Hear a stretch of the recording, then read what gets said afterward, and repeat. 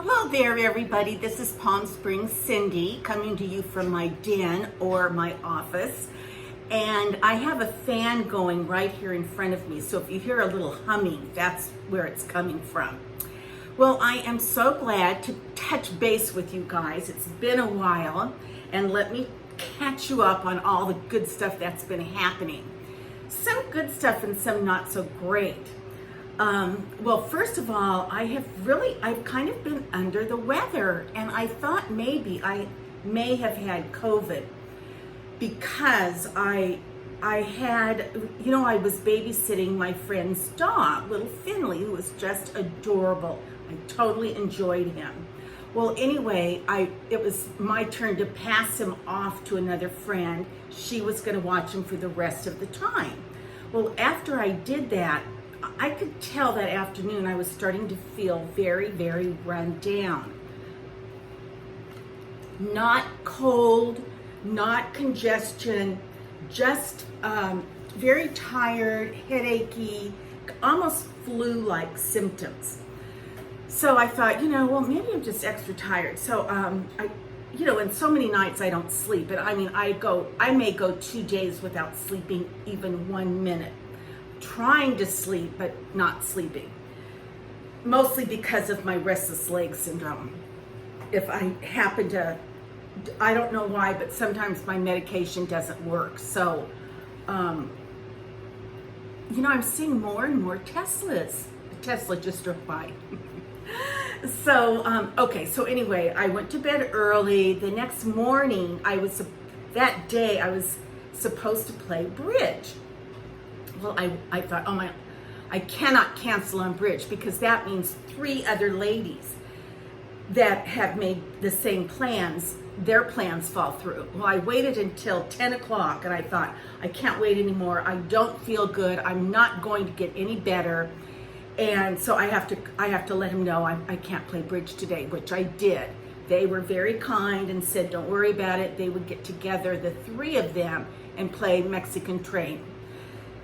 So I basically slept for 2 days. Now, not all of it in bed, but some of it on the couch, some of it in bed. So I know I had a bug or something. I don't know what it was, but it wasn't COVID, only in the sense that there was nothing going on in my chest or sinuses or anything like that. And then I got better like 2 days later, after I really rested. Okay, so that put me out 2.5 days. Then I have to tell you, last Monday I contacted a friend of mine that lives, in the neighborhood, and so Franny, and so I said, why don't you? We said, let's get together, or go out, or whatever. I said, well, why don't you just come over for dinner? I had one of those packaged salads.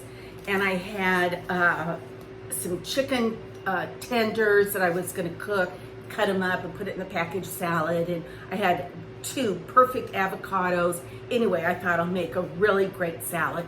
And we'll have a drink, and, that'll be perfect. We can catch up.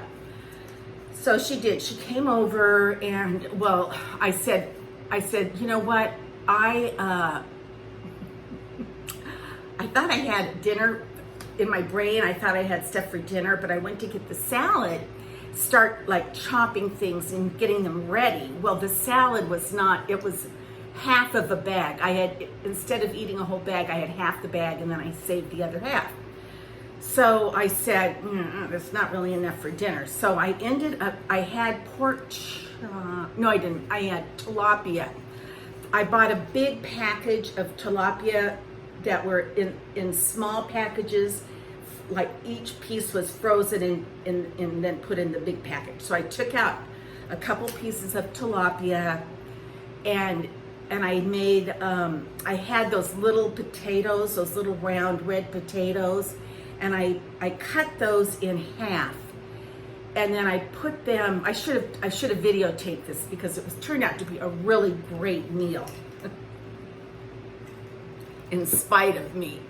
So anyway, I put those little potatoes in a big plastic baggie and did a glug of olive oil and put a package of Lipton onion soup, squished it all up, and then put those little red potatoes in the plastic baggie, zipped up the baggie, and just scrunch till all the potatoes were covered with the Lipton soup mix and the oil. And then I dumped that on a cookie sheet, put that in the oven until they were done and a little bit crispy.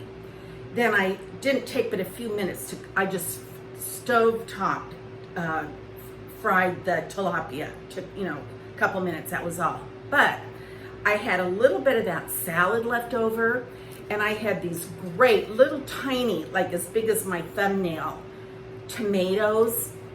And I cut the tomatoes in half. I put them in the leftover salad. I know what I did. I panicked when I didn't have any food, so I went down the street to the little LG market, and I purchased 2 ginormous ripe avocados, a giant cucumber, and two fresh tomatoes. That's what it was. It wasn't those little cherry tomatoes. And I put those in I made a really nice salad. Basically, it was mostly an avocado, cucumber, and tomato salad with salt and pepper and a little bit of balsamic dressing on it. It was so good. So anyway, we had the tilapia, the potatoes, and the salad. It was delicious, if I do say so myself. And then, so anyway, then we were having fun together. And I turned up my stereo and we kind of started dancing. And I said, let's go out. She says, it's Monday. Nothing's going to be open on a Monday. So I said, let me call. So there's a new place called La Bamba's. It's in Palm Desert, but they have dancing. And so anyway, I called them. They said, yes, we're open. We have dancing. Come on down. So we started to go there. But then she said, why don't we go to see if Big Rock is open? Well, we drove down to Big Rock, which is just down the street. So we went and she ran up. It did not look, there were cars in the parking lot, but it did not look like it was open. She ran up. She said, no, they're just closing. It was like 9 o'clock, 9:05. She said, no, they close at 9. So she hopped back in my car. She said, well, we could go to this bar I was at the other night. It's really, she said she wasn't in the bar. She drove by the bar with some friends, and she said it was such a dive bar that they did not go in. It looked really bad. So she said, let's go by that dive bar and see what's going on there. So I said, okay. And it was also just down the street. By that I mean 3, maybe 4 miles away. So we got there. We pulled in the back. It did look pretty divey. We pulled in the back. We parked. There was plenty of parking. We Googled it. It was open, and they have karaoke 7 nights a week. Opens at 9 o'clock at night. That was not a Tesla. And so we walked in. We got scolded right away when we parked. We got out of the car, and the guy said, "You're not supposed to park there." And we were like, I was like, well, where are we supposed to park? This looks like the parking lot. And he said, well, there's some places out in front. Well, anyway, so I was like, oh, okay, well, next time. So then there's a door that was open in the back. So we started to walk through the door. Well, then there was a sign on the door that said, enter through front door. We were already halfway through the doors. So we started to back up, and there were some guys shooting pool. So we said, look, you think we could come in this back door? They go, come in. So we just went in. Okay, so we had the best time. I don't think we left there till 1 o'clock. First of all, there were probably 5 people in this place. It's a pretty big place. It's not as divey on the inside as it is on the outside. It's a true old bar. Linoleum floors and wood paneling walls, orange lights with like Budweiser lit up signs on the walls. I have pictures of it I'm going to share. Here's a quick picture of the inside. And of course, here I am karaokeing and having the time of my life. Yes, once again, living my best life here at the local karaoke bar on a Monday night. Here I am enjoying myself. And bar stools that are like made out of the red vinyl, and a great menu, like just burgers and fries, hot dogs, quesadillas, tacos, that kind of stuff. And then they have this, they have a dance floor, and they had a DJ booth, and the DJ was the karaoke DJ. So anyway, we were there. There were just like a couple people there, but I thought, well, it says karaoke starts at 9, but it was like, by this time it was 9:20. No sign of karaoke. So, and what I know of karaoke is, you sing, you get the microphone, and then they have the words displayed for the person to sing, and then the audience can see the words as well. So everybody can sing together if they want. And I always thought it was better if you did not have a good singing voice. It was more fun. If you're a real professional singer, that's wonderful. But even if you're not, I thought, I think you can still sing. Oh. So anyway, we sat down and ordered something. And I said, of course, we had already eaten dinner, but that was several hours ago.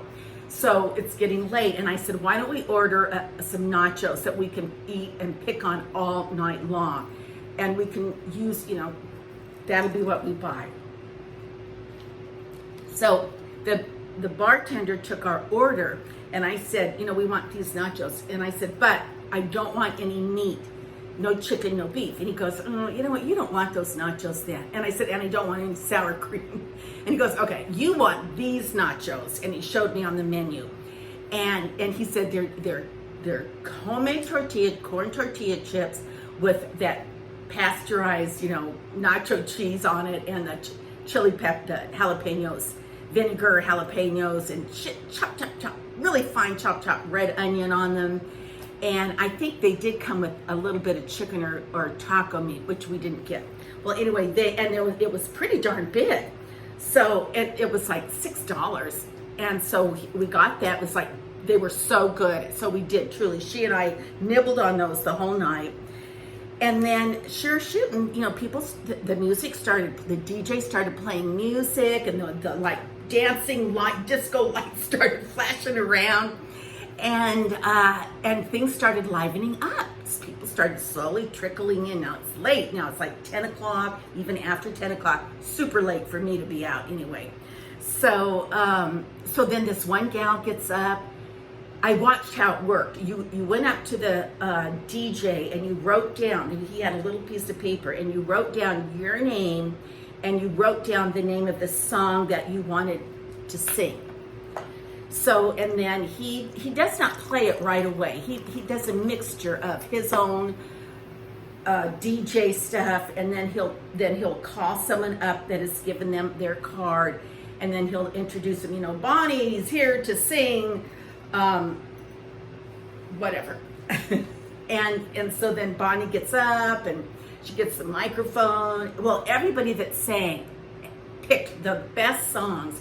Really great fun songs that most of us all knew that we could sing along with, and you could get up and dance on the dance floor. And it wasn't big. Everything was like a compartmentalized bar. Like the pool area was way over there, the bar was horizontal along this row, and then a couple tables, and then anyway, so it felt it didn't feel like you were in this ginormous open space. So then she would sing, and she had a great voice. Clap, clap, clap, clap. She sits down, and he plays some more of his regular radio songs. Then gradually, as the night went on, people went up, and then they would tip him, like they put a little bit of money in his jar. So throughout the evening, people sang, danced, chit-chatted. Well, it turned out that two gals came in that we knew, one from the club, one was an ex-student of mine, thank you very much, this darling gal came in with I thought it was her esposo, but it was not. And so she got up she was all dressed in this darling black, very slimming dress, kind of like a top like I have on, and then fitted knit dress down just below her knees, and big high heels, and I think a chain wrapped around her waist, and she sang a Selena song, and she really did the dancing like the Mexican, like a Selena type dance, really cute. And she had black hair, and anyway, she was just darling. And so she was, then when she, clapped it, so then she got off the stage and sat down. She actually, I had my purse, and then she sat next to my purse. And I said, what a great job. I love Selena. And she said, oh, I do too. So we started talking, and she said, you look so familiar to me. And I'm like, what? And so anyway, we said, well, what's your name? Well, what's your name? Well, anyway, she said, I know how I know you. She said she had attended a school where I taught, and she said, actually, I was in your classroom. I didn't even remember her. So anyway, her name was Gloria. So at any rate, we had a blast. So that was a really fun night. Well, then the next day, I think that's when I was probably not feeling so red hot, just overtired. Then I'm going to show you this. I've already shown it to you once. All this stuff. I have really been going through my budget line by line, because like I told you, I'm getting credit card debt, and I'm like, why am I getting credit card debt? I shouldn't be, that should not be happening. Well, so I really went over everything, and bottom line, I need to get a job. So I've been searching for a job, and this is what I've come up with. Well, first of all, I've learned a lot about looking for a job online. You have to look for jobs online now, but here's the problem. You start Googling jobs online, jobs for seniors, receptionist jobs, hostess jobs, whatever. And so then right away, all these job apps come up. Well, then you're like, oh, great. So, you punch it. Well, then all it does is they want your name, they want your information, they want your email address, they want your phone number, so they can advertise to you, basically, is what is happening. And then it'll say it'll like barista job, $22 an hour at your local coffee shop, something like that. A job that looks really good, part-time, because I want part-time, a job that looks really good. So I'm clicking that, and then, well, forget it. That's just the bait. If they don't have that job available, then they send you through all these hoops for your name, for your address, for information this, information that. Well, okay, ad nauseum. So I'm totally sick of doing that, but I've narrowed it down to two things, which I think I may end up doing both. One of them is a caretaker. Now, it's for a company called Comfort Keepers. And I've already been interviewed. I do have the job. I can name my schedule. And so this is how it works.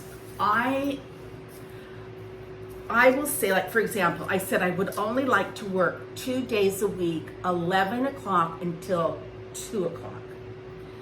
So that will give me about $500 a month. And then between that and what I earn on YouTube, that will really help me out.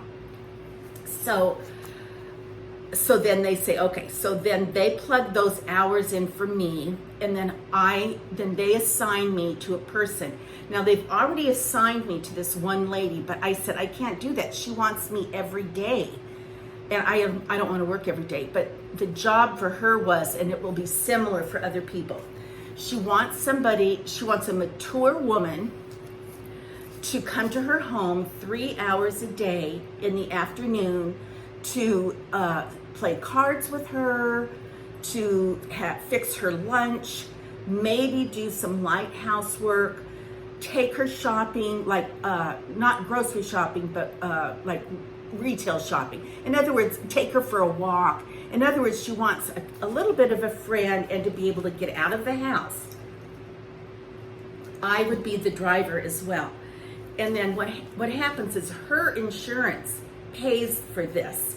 Then they pay comfort keepers, and then they slice me a little bit of a check. It's not very much money. It's basically kind of like what I was doing when I was volunteering for hospice. Only these people aren't necessarily dying. They're just just a little bit older, and for their health and well-being, they just need to get up and get out of the house, and they just need to get moving a little bit. So I said I would love to do that. I would love to, that sounds perfect for me, but I don't want to work 5 days a week. So then they said, okay, we'll plug in exactly the hours and days you want, and don't worry, there's plenty of people in need. But I have to get my TB shot, and I have to put out like $100. I have to get a TB shot. I have to get maybe another COVID vaccine, and I have to get a uniform, and there were a couple of, there's another thing I had to get that was going to cost. I forget what it is. I have the list. So I have a doctor appointment Monday to get this thing checked, and it's really bad. I've been picking at it, so that's made it worse. It's kind of swollen. So anyway, I'll keep you. Oh, and then the other job, I thought, I can make $150 a day by substitute teaching, $145. And I thought I could do that 1 day a week. So I contacted a friend of mine that's a principal here near where I live. He was wonderful. He emailed me right back, told me everything I had to do, and that he said, I'll promote your name at my school, so when people are going to be sick, I'll say for them to call you. So I could do that. Or I could do both. I could comfort keeper 2 days a week at 3 hours a day, and then I could do a sub day 1 day a week. You guys, I don't know if I have the energy to substitute teach. It takes a lot of energy. This is at I would not substitute at a middle school or high school. Oh my gosh, they would kill me. But I'm hoping I could handle it at an elementary school. They will wear me out energy-wise, but they're just not smart alecks like the older kids are. So that's my update, you guys, on what I've been up to. And I did find out regarding my taxes, my process bill, this extra supplemental bill, that it was covered in my mortgage payment. So hallelujah. Thank goodness, because my car insurance was due and I paid that for the year. I told you what really set me off financially was making those 2 house payments and 2 car payments that month. That wiped me out. Then getting hit with the tax bill, and then my car insurance right away. Ugh. So I'm freaked. Plus, I looked over my July spending, and I spent a lot of money in July. Partly because I was in Newport Beach on vacation, partly because 4th of July I had company. It was just those extra few trips to the grocery store, extra, get $100 to fill up my gas, $75 to fill up my gas tank each way. And I went out of town 4 times, so that's practically $400 in gasoline. So anyway, I colored my hair. I colored just my roots. And it did take away some of my blonde. I still have some blonde here. The blonde will come back again as soon as I get back in the pool. But I needed my roots done. And, I hesitate to go back to the beauty shop. So anyway, guys, let's see, what else did I have to say? I don't know. Oh yeah, I do know. I wrote down a list of some great things to watch on Netflix. This is strictly Netflix. Okay. Undercover. It's excellent. I watched this thing the other night called Cocaine Cowboys. Well, it's what you think. It's about, these cocaine dealers from Florida, these two men, young boys who got to be friends in high school, and the trajectory of their life. It was unbelievable. Anyway, it was very interesting, and it wasn't all blood and guts, shoot 'em up type stuff. It was more like how they got into it, how they smuggled. It was about the infrastructure of their business. They truly looked at it like it was a business. They didn't consider themselves drug dealers, and their families were in on it. Anyway, it was interesting. Then I finished something yesterday that's a little bit cheesy, but it's a really good thing for us gals. Very romantic. It's called The Cook of Castamar. Very good. It's in subtitles, if you can handle that. I could handle it. It's a period piece. It's like when King Louis was alive. Only this took place in England, not France, I think. And it's about, I'm not going to give it away or anything, but it's about this poor young girl who is in being raised by nuns in a convent or something like that. She finally comes of age and she needs to leave. So the priest says, I've secured a job for you in the castle of Castamar.